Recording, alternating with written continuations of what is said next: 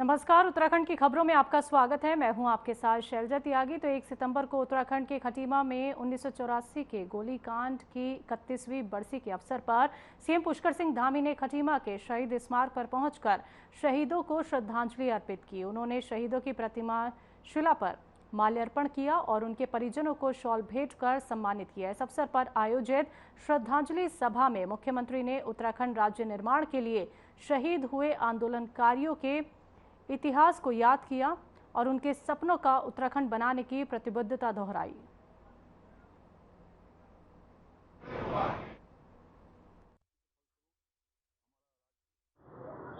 नए राज्य के रूप में गठन हुआ आदरणीय अटल बिहारी वाजपेयी जी की सरकार उस समय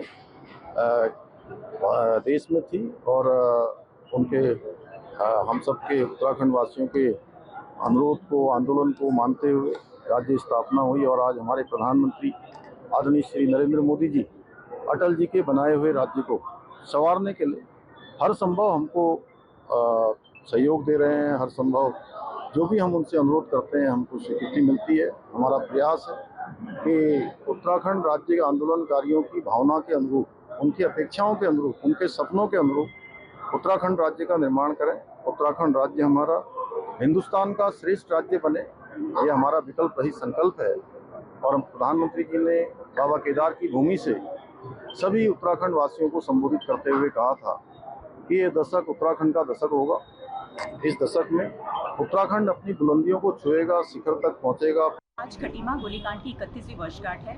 उसमें जितने भी हमारे वीर शहीद हुए हैं उन सभी को मैं श्रद्धा सुमन अर्पित करती हूँ और मुख्यमंत्री जी का बहुत बहुत धन्यवाद करूँगी कि आज इतनी वर्षा के बावजूद वो यहाँ आए और उन्होंने अपना जो प्रण लिया था, आज मुख्यमंत्री बनने के बाद 5वीं बार वो यहाँ पर आए और इतनी वर्षा के बावजूद भी उन्होंने अपना कार्यक्रम स्थगित नहीं किया। और दूसरा, जो उन्होंने टीन शेड की घोषणा करी थी, आज यहाँ होने की वजह से आप देख रहे हैं कि सभी लोग अच्छी तरीके से यहाँ कार्यक्रम को हम लोग आयोजित कर पाए और सभी लोगों ने यहाँ अपनी सहभागिता की।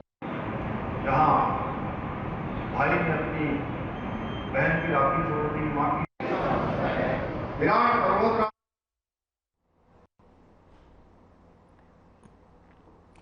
तो इस वक्त की बड़ी खबर आपको बता देते हैं कि बीजेपी ने कांग्रेस मुख्यालय का घेराव किया। आपको बता दें कि बीजेपी और कांग्रेस में तनाव की स्थिति रही, तो पीएम मोदी को अपशब्द करने का ये पूरा मामला है। बीजेपी नेता कांग्रेस मुख्यालय में नारेबाजी कर रही है। तो आपको बता दें कि प्रधानमंत्री नरेंद्र मोदी को अपशब्द कहने को लेकर लगातार बीजेपी प्रदर्शन कर रही है जगह जगह कांग्रेस मुख्यालयों में। तो पीएम मोदी को अपशब्द कहने का ये पूरा मामला है। बीजेपी और कांग्रेस में तनाव की स्थिति लगातार बढ़ती जा रही है। तो बीजेपी ने कांग्रेस मुख्यालय में प्रदर्शन किया।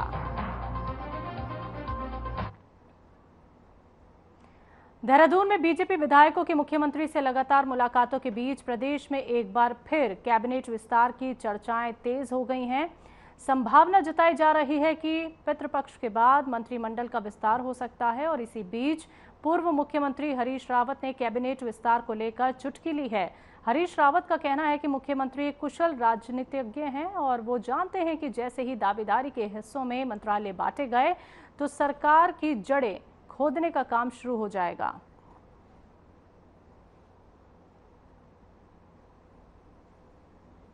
देखिए, मेरी तो कामना है कि जल्दी जो अंगूर का गुच्छा इन्होंने एक डंडे पर लटका रखा है ऊपर मुख्यमंत्री ने, वो ये जो भी आकांक्षी हैं उनके मुंह में गिर जाए, क्योंकि खाली पगलाए घूम रहे हो। लेकिन मुख्यमंत्री एक कुशल राजनीतिज्ञ हैं। वो जानते हैं कि जैसे ही मैंने अंगूर का गुच्छा इनके मुंह में गिराया तो ये फिर सरकार की जड़ें खोदने पर लग जाएंगे और फिर स्थिरता सरकार की खत्म हो जाएगी। तो स्थिरता के लिए अंगूर के डंडे को कभी नीचे ले आते हैं ताकि आशा बनी रहे जो उछल कूद कर रहे हैं, और फिर डंडे को जैसी कुछ स्थितियां आती हैं फिर डंडे को ऊपर कर देते। इस बार भी वो उन्होंने, मुझे लग रहा है, फिर डंडा ऊपर करने की एक्सरसाइज पूरी कर दी है।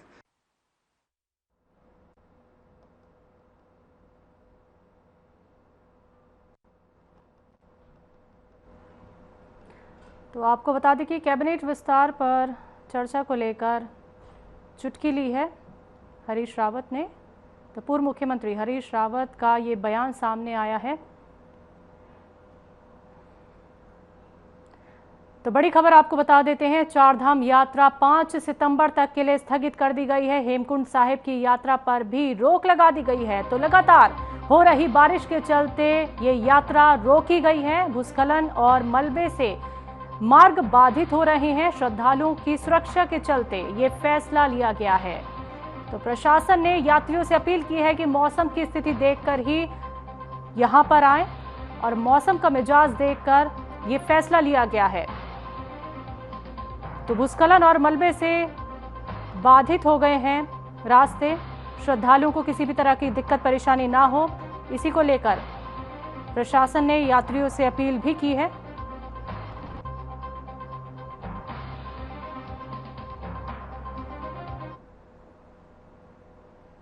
हल्द्वानी पहुंचे अपोलो हॉस्पिटल के वरिष्ठ सर्जिकल ऑन्कोलॉजिस्ट और अब देश के जाने माने डॉक्टर एसवीएस देव ने देश में तेजी से बढ़ते कैंसर के मामलों पर चिंता जताई। उन्होंने कहा कि देश में कैंसर के मामले तेजी से बढ़ रहे हैं। इसके पीछे रोग की जल्द पहचान के साथ खान पान में बदलाव, जीवन शैली, पर्यावरण प्रदूषण, खाने में कीटनाशक दवाओं का प्रभाव, पेयजल सहित दूसरी समस्याएं हैं।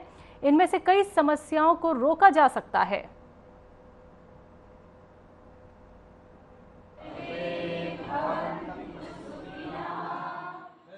हमारा इंडिया में जो आजकल बढ़ रहा है आपका, एक तो प्रिवेंटेबल कैंसर्स है, टोबैको रिलेटेड कैंसर्स है, एज रिलेटेड कैंसर्स है, लाइफस्टाइल रिलेटेड है, इन्फेक्शन रिलेटेड है। कुछ कैंसर्स इन्फेक्शन से भी होती है। सो जैसे हमें वेस्टर्न लाइफस्टाइल जो अभी अडॉप्ट कर रहे हैं इंडिया में पिछले 20-30 साल से, उसके वजह से कुछ कैंसर जैसे ब्रेस्ट कैंसर है, ओवेरियन कैंसर है, कोलोरेक्टल कैंसर है, ये सब लाइफस्टाइल डिसीजेस है। वेस्टर्न लाइफस्टाइल्स, खाना पीना, आपका फिजिकल एक्टिविटी कम हो रहा है, हाई फाइबर डाइट है, पिज़्ज़ास है, बर्गर्स है, जंक फूड है, सब है। इनकी वजह से सब कैंसर बढ़ रही है। आप कुछ कैंसर्स होती है इन्फेक्शंस की वजह से, वायरल इन्फेक्शंस है, जैसे सर्वाइकल कैंसर है, ओरल कैंसर है, एनल कैंसर है। तो इन्फेक्शन आपका इम्यूनाइजेशन, वैक्सीनेशन, इससे भी आप कंट्रोल कर सकते हैं। भाग्य है कि देश और दुनिया के प्रख्यात सर्जन डॉक्टर एसवीएस देव जी का उत्तराखंड की देवभूमि में आज आगमन हुआ है। चूँकि मेरा ऑपरेशन कैंसर से आप ही की टीम के माध्यम से हुआ और आप ही के आशीर्वाद से मैं आज बिल्कुल एकदम ठीक हूँ। और मुझे लगता है बहुत अच्छी अनुभूति आपके मार्गदर्शन के माध्यम से, और विशेष रूप से जो स्वयं की रिकवरी के लिए योग को मैं व्यवहार में लाता था, वो समाज के बीच में आप सबके साथ ला रहे हैं, उसको आपने बहुत प्रोत्साहित भी किया है।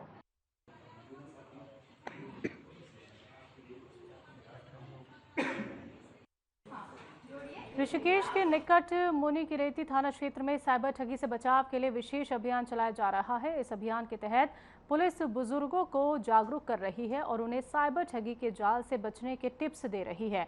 पुलिस की पहल से बुजुर्ग काफ़ी खुश नजर आ रहे हैं। उन्होंने पुलिस को वादा भी किया है कि वो न सिर्फ खुद इन टिप्स को अपनाएंगे बल्कि अन्य बुजुर्गों तक भी ये जानकारी पहुँचाएंगे। तो मुनिकिरेती के इंस्पेक्टर प्रदीप चौहान ने बताया कि पुलिस कप्तान आयुष अग्रवाल के निर्देश पर यह विशेष जागरूकता अभियान चलाया जा रहा है।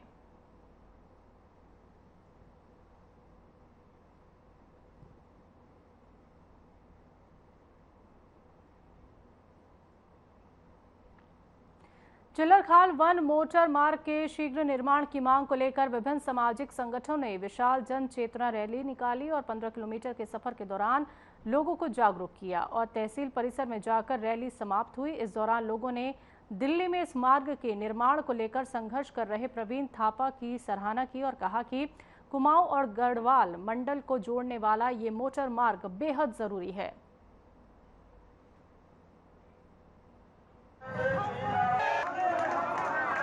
लालढांग चिल्लरखाल रामनगर कोटद्वार जो ये मोटर मार्ग है, ये हमारे 2 कमिश्नरीज को जोड़ने वाला सबसे महत्वपूर्ण मार्ग है।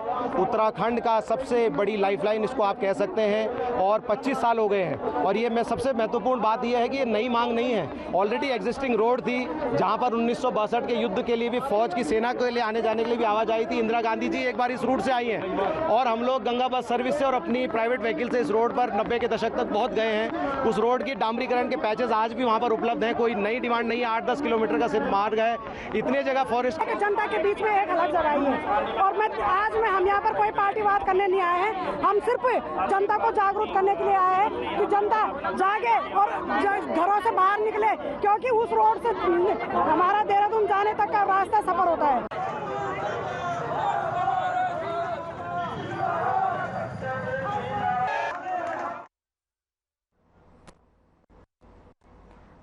गढ़वाली, कुमाऊनी और जौनसारी भाषाओं को अब आर्टिफिशियल इंटेलिजेंस के जरिए संरक्षित और बढ़ावा देने की दिशा में ऐतिहासिक कदम उठाया गया है। उत्तराखंड की लोकसभाएं चैट जीपीटी, ग्रोक और जेमिनी जैसे आधुनिक एआई टूल्स पर इस्तेमाल की जा सकेंगी। लोग अपनी मातृभाषा में बोल पाएंगे और सीख भी पाएंगे। इस परियोजना के लिए भाषा विशेषज्ञों और संस्कृति की जानकारी की मदद से एक प्रमाणिक डेटा सेट तैयार किया जाएगा। इसी डेटा सेट के जरिए एआई मॉडल्स प्रस्तुत किए जाएंगे। तो वहीं सचिदानंद सेमवाल, जिनके पास 23 साल का सॉफ्टवेयर और एआई अनुभव है, परियोजना के तकनीकी नेतृत्व की जिम्मेदारी संभालेंगे।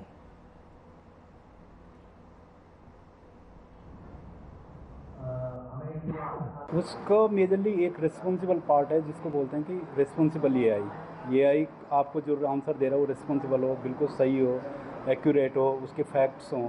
तो उसका एक सोशल पार्ट है और एक टेक्निकल पार्ट है। तो टेक्निकल पार्ट हम ऑलरेडी ड्राइव कर रहे हैं। सोशल पार्ट भाई साहब जागर एकेडमी के थ्रू कुछ यूनिवर्सिटीज़ में कुछ स्टूडेंट के सामने वो पार्ट भी हम एक अलग से एक प्रोजेक्ट ड्राइव करेंगे।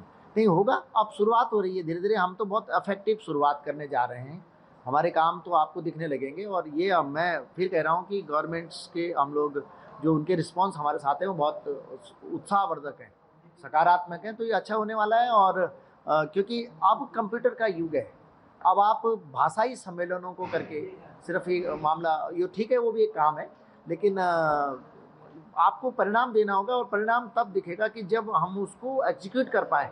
तो हमारे साथ अच्छी बात यह कि उत्तराखंड का प्रबुद्ध जनमानस जुड़ा हुआ है।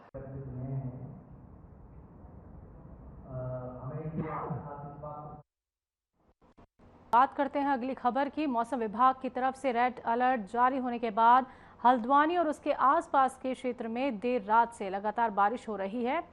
तो देवखड़ी, कलसिया और रक्सिया नाला उफान पर चल रहा है। शहर में कई जगह जल भराव भी हो रहा है। वहीं प्रशासन की टीम भी शहर भर में बरसात को लेकर लगातार निरीक्षण कर रही है।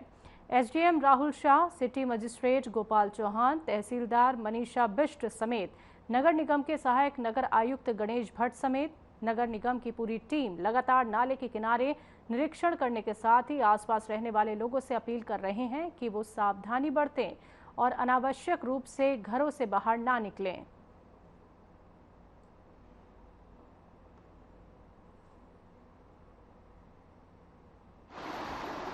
सभी जगह लगातार बारिश की वजह से जलस्तर बढ़ा है। देवखड़ी में भी पानी बढ़ने की वजह से हाइड्रिल के पास भी यातायात रोका गया है।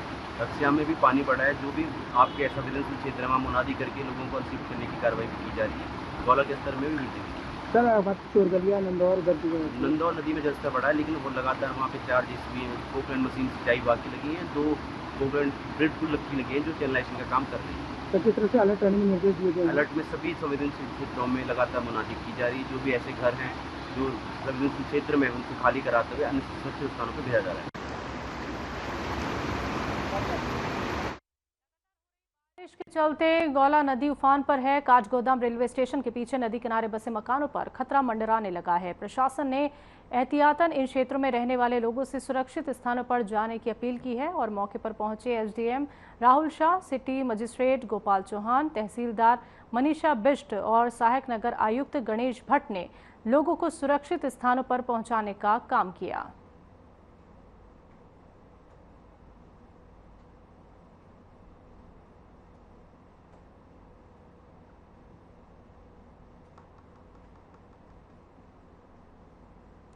हरिद्वार में यूथ कांग्रेस के कार्यकर्ताओं ने सरकार के खिलाफ जोरदार विरोध प्रदर्शन किया। कांग्रेस और यूथ कांग्रेस के सैकड़ों नेताओं और कार्यकर्ताओं ने वोट अधिकार यात्रा नाम की बाइक रैली निकाली। ये रैली आर्यनगर चौक से शुरू होकर हरिद्वार कोतवाली तक निकाली गई, जिसमें बड़ी संख्या में कांग्रेसी कार्यकर्ता शामिल हुए। तो यूथ कांग्रेस के कार्यकर्ताओं ने आरोप लगाया है कि चुनाव में धांधली की जा रही है।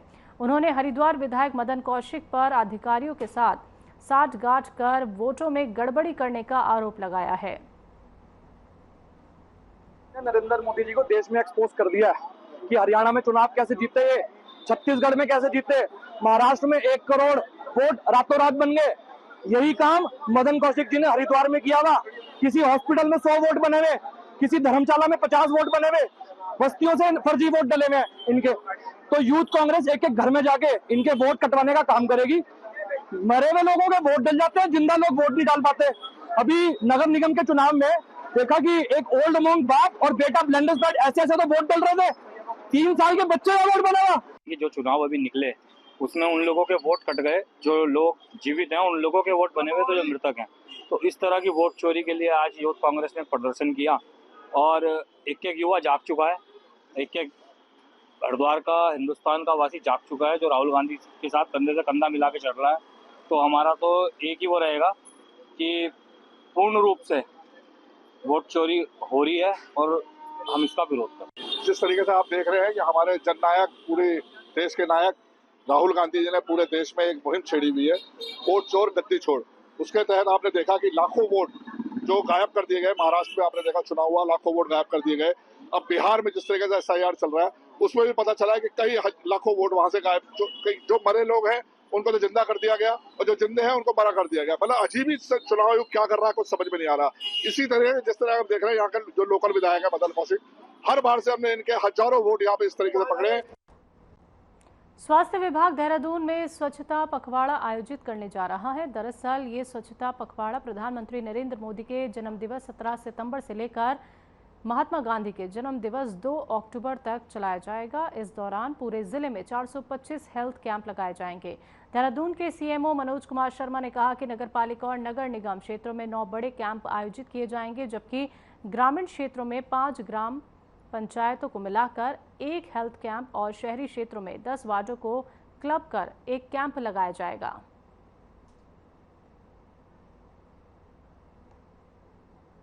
तारीख से 17 सितंबर से माननीय प्रधानमंत्री जी का जन्मदिन है, तो उस दिन से स्टार्ट होकर के 2 अक्टूबर तक ये पखवाड़ा चलेगा। और इसमें हमें जो है हेल्थ कैंप जो हम लगाएंगे डिफरेंट स्थानों पे। इसमें 425 हेल्थ कैंप हमारे द्वारा लगाए जाने हैं डिस्ट्रिक्ट देहरादून में।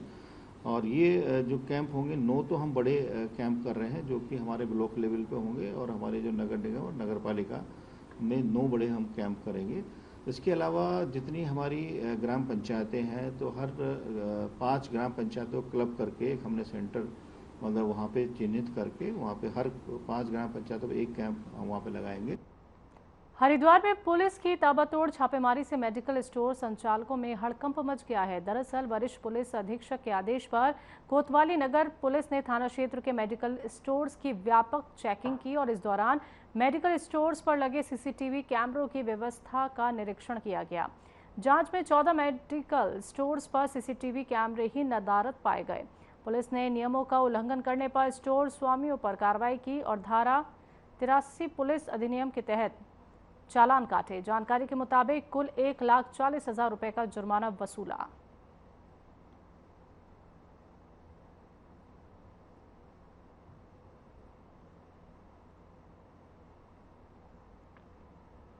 तो ऋषिकेश के निकट मुनि किरेती थाना पुलिस और CIU की टीम ने संयुक्त कार्रवाई करते हुए नशे के एक सौदागर को गिरफ्तार किया है। आरोपी के कब्जे से करीब 10 लाख रुपए कीमत की 32 ग्राम स्मैक बरामद हुई है। वहीं पुलिस कप्तान आयुष अग्रवाल ने बताया कि मुनि किरेती थाना इंस्पेक्टर प्रदीप चौहान और CIU प्रभारी ओमकांत भीषण की टीम ने सपेरा बस्ती डोईवाला निवासी अनीश नाथ को स्मैक तस्करी के दौरान पकड़ लिया।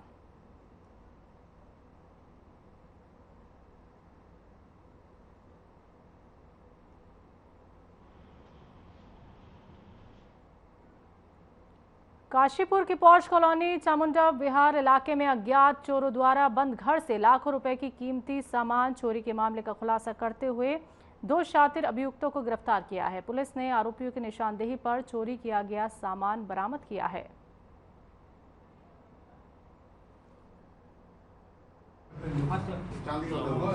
कंप्लेन दी थी थाने में कि वो अपनी बेटी से मिलने हैदराबाद गए थे, यहीं चामुंडा विहार कॉलोनी में वो रहते हैं। और जब वो वापस आए 28 तारीख को, तो उन्होंने देखा कि उनके घर का ताला टूटा पड़ा है और उनके घर में चोरी हुई है। इस सूचना पे तत्काल एक टीम का गठन किया गया था, जिसमें हमारा चौकी प्रभारी भाकुनी और उनकी पूरी टीम, सुनील सुखेड़ी और जो हमारे SSI अनिल जोशी हैं और SOG के लड़कों की एक टीम बनाई गई थी, जिन्होंने काफ़ी अच्छा काम किया। और इसमें CCTV और अन्य माध्यमों से जानकारी जो मिली उसमें कुछ सस्पेक्ट आए और इनको पकड़ने पे, जो कि यही लोकल काशीपुर के हैं और पूर्व में अभ्यस्त चोर भी है, ये काशीपुर और ITI थाने से पूर्व में भी चोरी में जेल गए हैं, इनको पकड़ने में सफलता मिली। पूरा प्रकरण ये जानकारी में आया कि इनके वहाँ एक गौरव नाम का लड़का था, जो कभी इनको आवश्यकता होने पे मालिश मसाज करने के लिए आता था।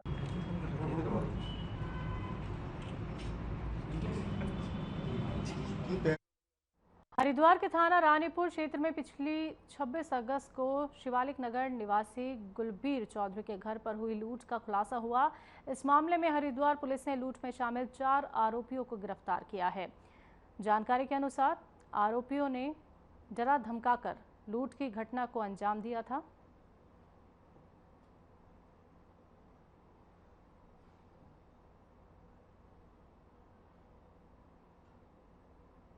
वही 26 अगस्त को रानीपुर कोतवाली के शिवालिक नगर के ब्लॉक में गुलबीर सिंह चौधरी के घर में एक लूट की घटना हुई थी, जिसमें मेरे द्वारा भी मौका देखा गया था और वहाँ से कुछ चीज़ें हम लोगों के प्रकाश में भी आई और कुछ लोग हम लोगों के जो एविडेंस जो हमें मिले थे उसके आधार पर ये बात क्लियर हो गई थी कि ये जो लूट की घटना किसी अंदरूनी आदमी के द्वारा ही की गई है। जिस तरीके से अपराधियों द्वारा प्रत्येक कमरे के बारे में उनका जो ज्ञान था या कौन कहाँ पर है, घर में कितने लोग हैं, इस संबंध में अपराधियों को भली भांति ज्ञान था। तो प्रथम दृष्टया तो ये क्लियर हो चुका था कि किसी व्यक्ति विशेष के द्वारा ही इसकी योजना बनाई गई है, जो इनको भली भांति जानता है। इसी क्रम में पुलिस के द्वारा लगातार CCTV कैमरे और फॉरवर्ड ट्रैकिंग के साथ साथ जितने भी हमारे मुखबिर हैं उनको भी पुलिस के द्वारा लगाया गया था। रायवाला थाना क्षेत्र के अंतर्गत सोंग नदी में 12 साल के बच्चे की डूबने से मौत हो गई। पुलिस ने बच्चे का शव कब्जे में लेकर पोस्टमार्टम के लिए भेज दिया है। रायवाला थाना पुलिस के मुताबिक कंट्रोल रूम को सूचना मिली कि सोंग नदी में एक 12 साल का बच्चा डूब गया है। सूचना मिलते ही SDRF की टीम के साथ पुलिस मौके पर पहुंची।